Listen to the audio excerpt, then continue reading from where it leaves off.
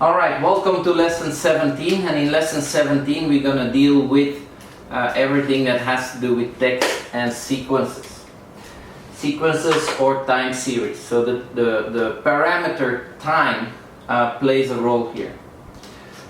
How are we going to model this? Well, we're going to use recurrent neural nets as well as one-dimensional covnets. One of the main applications of text and sequences and deep learning is basically natural language processing. Then we will take a look at this as well in this course. Here is just to show you where we are, right? We had machine learning, which is basically shallow learning, but we don't note the shallow, and we don't write it. And basically you have features and a label you put into the machine, and the machine gives you a model that we call y-predict or the hypothesis.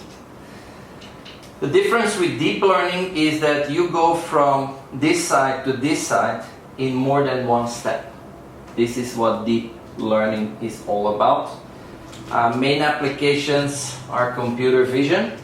Here we use convolutional neural networks. And the other application we're going to deal with in this chapter, which is natural language processing, text and sequences. Applications, there are many. One is document classification based on content or sentiment. Yeah? For example, we can look at movie reviews and determine if these reviews are good reviews or bad reviews. And this is sentiment analysis. Classification could be that we look at news articles and that we categorize them in politics, science, sports, and so on. We've actually dealt with this already in past coding exercises. I will discuss this in just a minute. So you also have automated Q&A. When you're online, you have questions, time series forecasting. Well, the stock market is time series, but unfortunately this will not be the holy grail, allowing us to predict the price of a stock any better than as we are without deep learning. And also translation, of course. So basically we deal with finding statistical structure in a text. That's the whole idea. As mentioned, we've done coding exercises. We have looked at the naive Bayes classifier. IMDb is the Internet Movie Database. And we could predict or decide if a movie was positive or negatively commented on. Yeah? And here, logistics regression, we just classified news wires based on the content, like sports, politics, and so on. So this one can be found in video number 77, this one in video number 90. And we also discussed some of the challenges. Yeah? One challenge is that TensorFlow, the software that we use to do our deep learning, doesn't understand text. Only understands tensors. And what are tensors? Well, tensors are a block of numbers. And the second item we need to define is similarity. When are two documents similar? Yeah. So, in terms of similarity, we have seen two ways. One is distance. Remember, distance can be a measure of similarity. We use this in k-nearest neighbors. But another way of defining similarity is cosine similarity or dot product similarity. Now, one is derived from the other.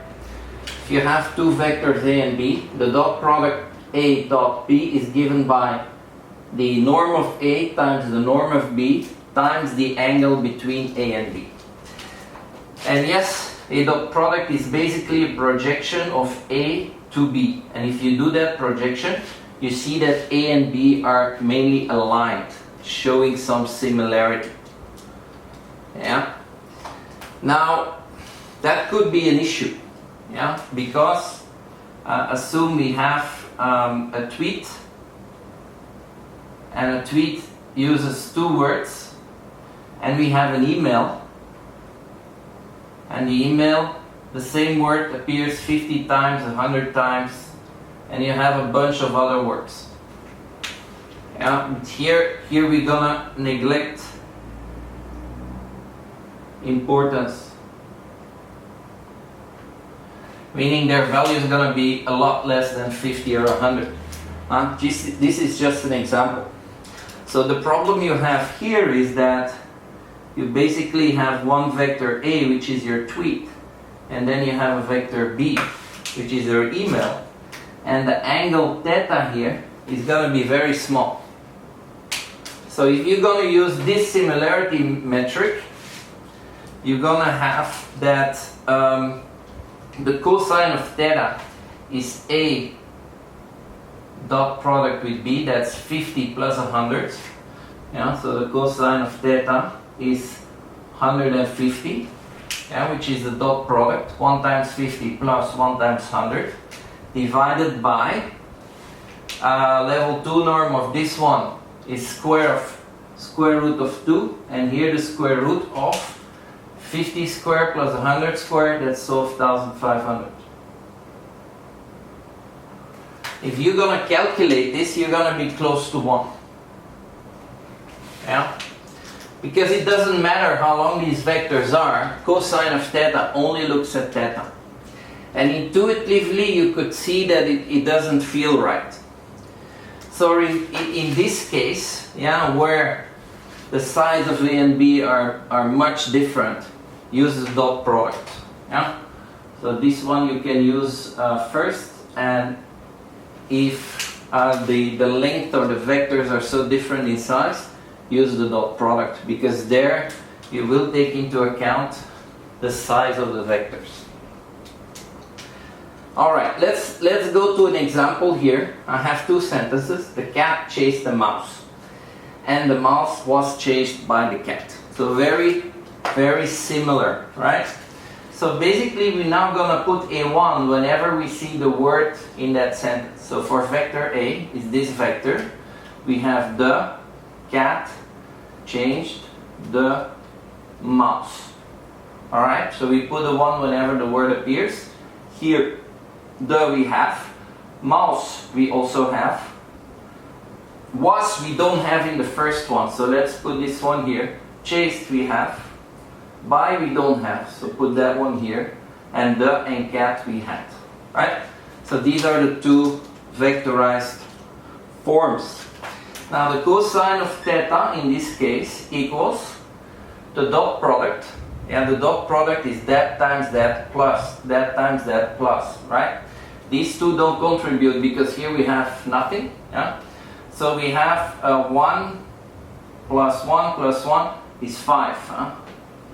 And that divided by the level 2 norm. So if this is x, y, here is your vector A. This is your x component, this is your y component. The norm of A will be the square root of x squared plus y squared.